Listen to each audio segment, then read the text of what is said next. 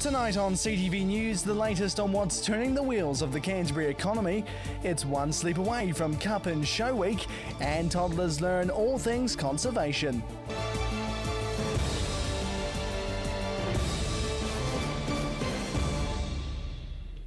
Kia ora, good evening. Nearly 5 years after the big quag, traditional dollar-generating sectors of the Canterbury economy are returning as the rebuild plateaus. New information out shows the region's economy continues to thrive, despite the area's growth rate beginning to ease. The Canterbury Development Corporation believes the region's economy outlook looks positive, being stable in the long term. We are going to see more migrants coming our way. I think we'll see more tourists coming away. And outside of town, we're not seeing them come into the city so much yet. They're going past Christchurch in tens of thousands of people headed south to central Otago and places like that. So they create wealth when they start to arrive back in, and we're starting to see just the start of that. It's no surprise the rebuild is well underway, especially in the private sector. Canterbury saw a 4% growth over the last year, one up on the rest of the country. Sydenham, still to do. Further down Lincoln Road, still to do. New Brighton, really tantalising prospects for Brighton. And then the smaller towns are going pretty well as well. But take a look at Hornby. Hornby is really just going gangbusters. New plants going up there as well. The labour market participation rate sitting at around 75% compared to the national average of just over 68%. And unemployment in Christchurch is at 4.6%. The national average is 6%. It's still well below the national position. Most economies that are developed in the first world, and Christchurch is first world despite its earthquakes, are always around this sort of mark. This is pretty normal. Where we got down to 3.9 was abnormal. Of course, the rebuild has played a big factor in the local economy, also manufacturing and hospitality as well, but IT could be it. I'm really pretty optimistic that that high tea sector is the real future of this place. And we start to talk about Christchurch as a connected place, with all that connectivity, but we're going to have many years here to this rebuild to soften it and get used to what's coming. Jared McCulloch, CTV News. Well, Guy Fawkes Day has passed for another year, but how did the fireworks affect communities? Chelsea Daniels reports. Well, it seems like Cantabrians were on their best behaviour last night, as Guy Fawkes celebrations this year didn't stir up too much trouble. The council's animal management team had no incidents related to fireworks over the evening, and the SPCA didn't experience any activity either. The New Brighton fireworks display caused a stir of activity, but the Project Employment and Environmental Enhancement Program were there today to do the dirty work. Something they've been doing for the past decade now. We're just here cleaning up the fireworks from last night. Just gone from Waimari Beach right up to the end of South Shore, picking up rubbish, mainly fireworks. And Mr Gibson says this year people have seemed to clean up their act. It's been a good year this year because normally we get a trail of it right up the beach, because the tide washes it all in. But we got down here this morning, it was quite clean. The locals have been really good cleaning up the mess after themselves. The team started at 9 o'clock this morning and spent 3 hours to bring New Brighton Beach back to top condition. Oh, we enjoy it though. Yeah, it gives these guys something to do, because all the guys that work for us besides myself are volunteers. So they just come down here and they really enjoy doing this sort of thing. One thing missing from last night's festivities at New Brighton was their annual Carnival and Twilight Market. The New Brighton Project Group says the Guy Fawkes celebration is a positive activity for the area, but they were unable to bring the carnival back to New Brighton this year. After a lot of consideration, the NBP committee made the decision not to run either event, but remain hopeful to find a way to bring back community-run activities to the council-run event in future. However, they do have many more events lined up for the beachside suburb in the near future. Chelsea Daniels, CTV News. Timaru police have named 14-year-old Jordan McEwen as the person found deceased at the Caroline Bay Carnival area on Timaru's waterfront at around 7 p.m. last night. It's believed McEwen fell through a skylight while playing on the roof of an arcade. The death's not being treated as suspicious and has been referred to the coroner, and police are continuing their investigations. Well, it's all go today as the region prepares for the biggest racing week of the year. But how much organisation goes into an event like this? Chelsea Daniels explains. If it's fine, Tomorrow marks the start of Canterbury's Cup and Show Week, and there'll be more than the horse racing on the menu. Lots of food. I think the chefs told me there was something like 300 kilos of garlic chili prawns on the final day, 60 hams, full legs of ham. So think about it, it's very popular. You know, ham on the bone is very popular for the corporate events, and so that's a biggie. Across the week, I think there'll be about something like 4,000 litres of beer. Thankfully, you and I don't have to drink all that, but there's some awfully big numbers coming out of the week. Along with this, 200 kilograms of crumbed fish, which sounds like a lot of work for chefs hired for the week. Well, there's some interesting figures. I mean, on the final day, we have to employ 45 chefs. Now, on a normal day, we might have got away with about 5, and here we are, 45, and you extrapolate that out for all of the things that we do. Tote staff, security staff, gate staff, everything is just bigger numbers. So, yeah, it does create us logistical nightmares. The gallops start at Riccarton tomorrow, and then the focus moves to Addington for the New Zealand Trotting Cup on Tuesday. It's back to Riccarton on Wednesday and then Addington on show day, followed by Riccarton's showcase event, the 3,200 metre New Zealand Galloping Cup. Crowds build up across the week. The first day we'll get about 3,500 people, about 6,000 on the Wednesday, and then we finally capped the crowd at 18,000 for the final day next Saturday. Along with local thoroughbreds, there'll also be some North Island contenders as well. It's just so great to see. It's not just growing around Christchurch, but it's growing around New Zealand, and I think there's something like 105 horses from outside of the South Island coming here for the first day alone. So if you just think about the numbers of people that will be coming into Christchurch to support those animals, that's just great for the economy. Canterbury Police are urging everyone to plan ahead for a safe Cup and Show week. They are encouraging the public to think safety first before organising transport to and from the races, shows or parties. Chelsea Daniels, CTV News. Christchurch Police are following positive leads after a sex assault in Linwood Park during the early hours of the morning. The female victim's undergoing medical treatment for injuries sustained in the attack, which occurred at around 2 a.m. Police were following an active line of inquiry in the case, and the victim was working with police in the hope of identifying the attacker. Well, still to come here on CTV News, what's happening in your neighbourhood.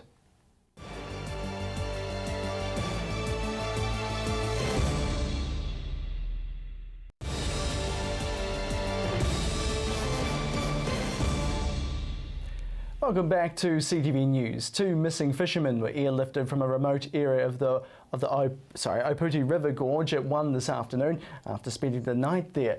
A call alerting police to the missing men, aged in their 50s and 60s, was made by a fishing guide when they failed to meet them at a prearranged point at 9:30 last night.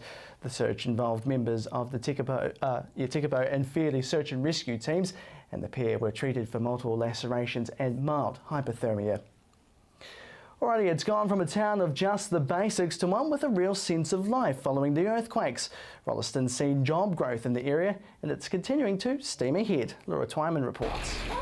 Live, play and work is Ralston's new motto. Now packed with people, this small town is developing into something quite different than what it once was. Before my time on the council, there was very much a feeling of it being a dormitory suburb of Christchurch, and people were coming out there for sort of bed and breakfast and then doing all of their other stuff in the city. Fueling the change is increased job opportunity. Environment Canterbury's found that before the Christchurch quakes, 135 jobs were added in Ralston per year. Today this number has almost doubled, with 240 new employees annually. These are figures the District Council's pleased about, but struggling to keep up with. They acknowledge with the town's population growing by about 1,000 per year, both jobs and services don't meet what's required. Christchurch will always be an important centre for people living in Selwyn. Certainly having more people out there provides us with a much better self-sufficiency and reduces the need to travel, but we're never going to cover everything that we need to do. But the local industrial centre growing on the other side of Main South Road from the town is making a massive difference. It's gone from strength to strength To date, I think we have sold something like about 123, 124 hectares of industrial land, and that's resulted in about 65 to 70 businesses now located out there. This hub today responsible for 1,150 jobs since starting in 2003, fulfilling council plans. They wanted to create jobs in the district, so that the people were not commuting into Christchurch from Ralston to work, and then there's no work for them in the actual area. There's so much going on, and locals too can see the areas going from strength to strength. We only moved here 2.5 years ago, but already we built a new home, and within that subdivision it's full. Because of the increase, there's been more jobs at the council available, so I've been able to work in the area where I live. Most things are here now that we've got the warehouse and so forth. There's more housing developments and more schools. And with more growth yet to come, Ralston can expect to see much more of this. Laura Twyman, CTV News. Well, it's nearly the end of Conservation Week, but today was all about the next generation, learning about the future of New Zealand's unique environment. Taking to the outdoors, these youngsters, well, they're fishing around. Water play is such an essential part of nature play, and getting dirty and getting their hands in there, experiencing nature, and that's the best way to learn. It's all part of Conservation Week, a day out for the under fives, exploring and learning about the environment and putting technology to one side. It's really important that we keep the connection to nature going, and play is a really good way to do that, because if you don't know what nature is, how can you love it and how can you care for it for the future? Around 50 mums, dads and young ones turned up for the event, set up with the help of both the Working Waters Trust and Greening the Rubble, designed to get these kids up and close with some fishy friends. But it's not all good news, with some of the fish likely to become extinct. The family of fish that's really threatened, they're called galaxids. Are the most threatened mainly because they get eaten by trout. The messy play day, although fun and games, plants the seed into these future conservationists' minds. Conservation Week starts at the home, and it starts with the little ones like this guy, and it should be part of all of our lives. But for now, these little ones are just reeling in the fun. Now let's cross to Bridget Rutherford in the newsroom with what's happening in your neighbourhood.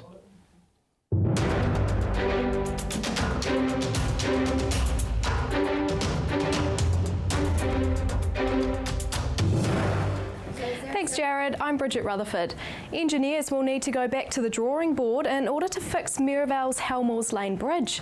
A new method of repair will be needed to fix the bridge after further damage was found, forcing work to stop. Stronger Christchurch Infrastructure Rebuild Team Executive General Manager Ian Campbell says often the full extent of work needed is not known until the structure is uncovered. Christchurch City Council and New Zealand Transport Agency will need to agree on a new plan before work can continue. The bridge will remain closed in the meantime. Repairs to Craycroft's old stone house are moving along. Resource consent to carry out the repairs has been approved, and expressions of interest for companies to do the repairs have been completed. The successful companies have now been shortlisted. The heritage building has been closed to the public since the earthquakes, and it needs strengthening and other work done to bring it back up to standard. The work is expected to be completed by June. Meanwhile, preliminary designs for the repair of the Addington Water Station at Tower Junction have begun. A council report says consultants are working on the design. Once it's ready, it will need to go for resource consent. The heritage item has been fenced off since the earthquakes to protect it against further damage. It has earthquake-related cracking, and the cast concrete structure is displaced, which needs to be repaired. Water quality in at least 2 Selwyn streams may be heading in the right direction thanks to some innovative use of groundwater. A trial involved increasing the flow of 2 tributaries of Boggy Creek near Leaston by pumping groundwater from deep aquifers into the streams. This resulted in more consistent water quality with diluted nitrate concentrations and increased habitat for aquatic species. The experiment is set to be repeated in the Irwell River system from early next year. Construction consents for the project have been lodged. And the history and cuisine of Taitapu's historic Otahuna Lodge is the subject of a new book. Titled For the Love of a Place, The Stories and Cuisine of Otahuna, it tells several interconnected stories about the home and its grand English park. The book begins with the nearly 6 decades Sir Robert Heaton Rhodes and his staff spent creating the estate. It then covers its years as Christian Brothers Seminary, private home and painstaking reimagining over the past 9 years as a lodge. The remainder is devoted to its cuisine with more than 70 recipes showcasing different locations in the house and grounds. The book has been co-written by Otahuna owners Hall Cannon and Miles Refo with Simon Farrell Green. From the newsroom, I'm Bridget Rutherford.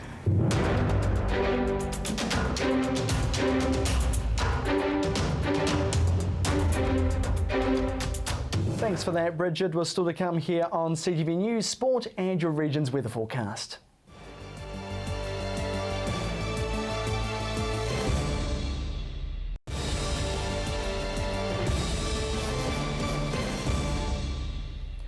Welcome back to CTV News. Now here's Gordon Finlater with the latest in local sport.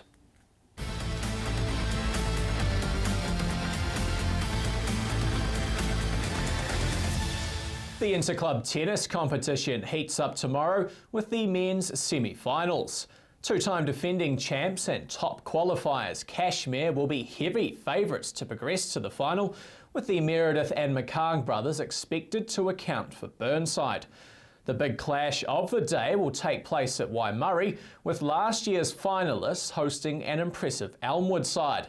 Elmwood will have the services of Ricky McLaughlin, who travels from Queenstown for the game, while Waimurray will hope their depth of Remy Fenian, Connor Heap and Glenn Wilson can see them through. Well, Cup and Show Week officially gets underway tomorrow with the Group 1 2000 Guineas at Riccarton.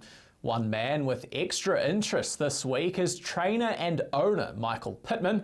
And after close to 40 years of training, he's still as enthusiastic as ever about New Zealand's biggest week of racing. It's just one more sleep until Cup Week is upon us, and local trainer Michael Pittman needs no extra motivation for the big week of racing. It's not only the pinnacle for us, it's for galloping code, but for obviously the harness and even the greyhound code. They have their night in the sun on Thursday night. So, I mean, it's the best week's racing. I've been fortunate enough to go to Melbourne Cup and a Golden Slipper and everything like that. Don't worry, Cup Week's the best week of racing in Australasia. Cup and Show Week couldn't arrive at a better time for Pittman, who was just 3 wins away from reaching 1,000 wins this millennium. And after training 6 winners in last year's Cup Week, the odds are looking in his favour. It could be awesome to notch up 3 wins Cup Week, because a lot of people know Cup Week's a special time. It's also a bit of a sad time for our family, but to win 3 races Cup Week and get to 1,000 this century, that's writing a script, isn't it? That sad time for the Pittman family will be the remembrance of Michael's son Johnny, who passed away during Cup Week 2 years ago. His legacy lives on, though, through a trophy awarded to the South Island's top jockey next week. And it's that local aspect of Cup Week that Pittman loves. A special part of Cup Week is when local people do win races, whether it be just local trainers for North Island owners or local trainers for local owners. I think if you win any race during Cup Week, as a local, it means a bit more, because it's a big mountain to climb. You know, everybody will be expecting the North Islanders to win every race, and I think the first day there's 57 North Island trained horses at the meeting. So to win any race during Cup Week is special, and it doesn't matter if it's a maiden race or one of the listed or group races. Just to win a race is a special achievement.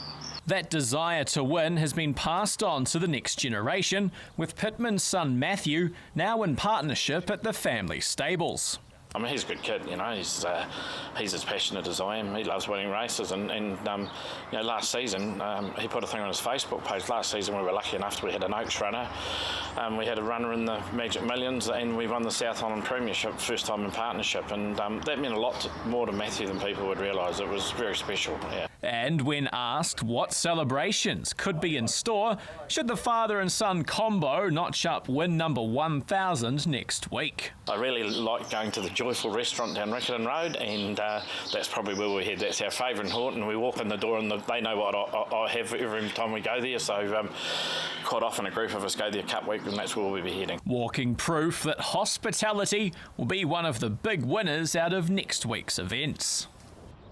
And finally tonight, the White Ferns continue their one-day series against Sri Lanka this weekend.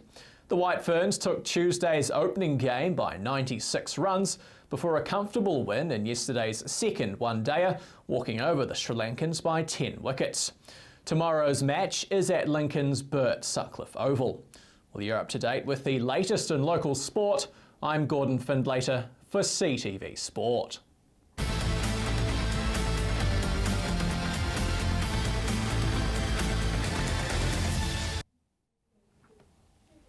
Thanks so much for that, Gordon. And just a reminder, you can catch this bulletin again at 7:30 and 9 p.m. Well, it was another fine day in the city, and the weekend's looking quite good as well, Mercy.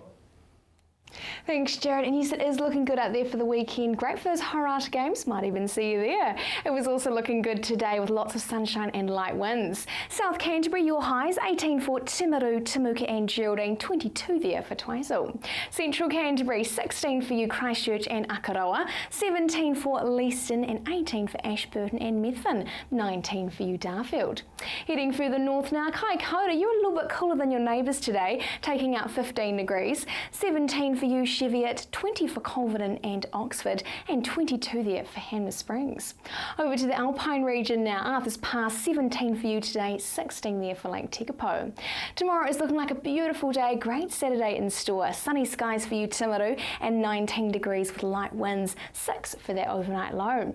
Flipping to Ashburton now, a little bit of cloudy patches here and there, but mostly just sunshine. Northeasterlies freshening your afternoon, and 19 degrees as your expected high.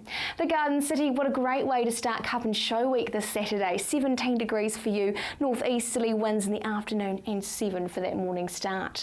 Kaikoura, don't be put off by those southwesterly winds in the afternoon, looking sunny through most of the day for you. Looking to the rest of the Canterbury region, South Canterbury, sunshine here, 23 degrees for you Twizel, and 20 for Waimate. Central Canterbury, similar picture, lots of sunshine, northeasterlies for you Leaston, and light winds for most other places, 20 degrees for Akaroa and Methven, and 19 for you Darfield. Heading further north now, looking good for North Canterbury as well, 22 there for Hanmer Springs, you're the place to be in North Canterbury. Northeasterlies for Cheviot and a few northerlies for Amberley and Colvin in the afternoon, 21 degrees for Oxford there. Over to the Alpine region, 15 for Lake Tekapo, 14 for Mount Cook and Arthur's Pass. Sunday is also looking like a bit of a glorious day, sunny skies here, northeasterlies coming through in the afternoon again. We are also seeing a few northerlies for Kaikoura, 19 degrees for you. Flipping over to Monday, this just makes you want to get out of bed and go to work to experience the 22 degrees in Timaru on Monday, 21 for Ashburton and Kaikoura. Sunday for the rest of the Canterbury region is looking fine and sunny for most places. We could be seeing a few showers in the evening for everywhere from Ashburton southwards, however remaining mostly dry throughout the day. Looking to Monday now, beautiful sunshine there and warm temperatures on Monday, a few northerly winds breezing through as well. So over the next few days, looking lovely and hot and sunny. Great way for Saturday to start that Cup and Show Week, and for those Harata games as well. That's your update for Friday. Thanks so much for that, Mercy. And that's CTV News for Friday. You can find all our stories and bulletins on demand at ctv.co.nz. Join us tomorrow night for CTV News Week in Review at 5:30. But for now, thanks so much for joining us. I'm Jared McCulloch. Have a great evening.